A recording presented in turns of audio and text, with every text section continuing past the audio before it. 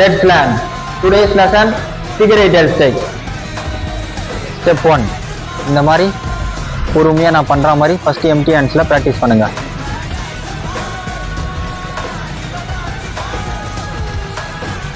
Step 2. இந்த மாதிரி right handle நுண் டெக்ஸ்ட்டை கிட்ட பிடிங்க. Step 3. Step 3ல 3 வேரியேஷன்ஸ் இருக்குது. நம்பர் 1, இந்த மாதிரி ஸ்லோவாக ரைட் ஹேண்டில் அவுட்டர் ஒரு ஸ்பின், இன்னர் ஒரு ஸ்பின், த்ரோ பண்ணி catch. Number 2, outer or spin, inner or spin, throw பண்ணி tap.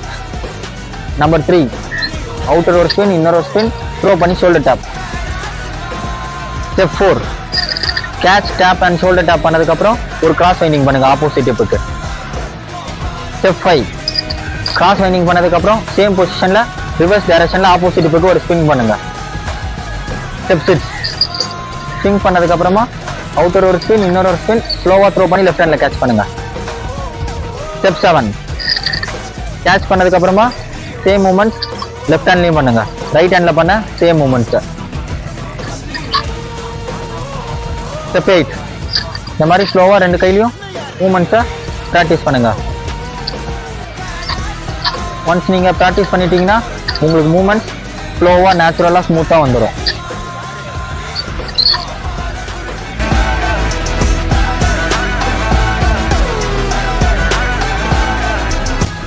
Keep practicing.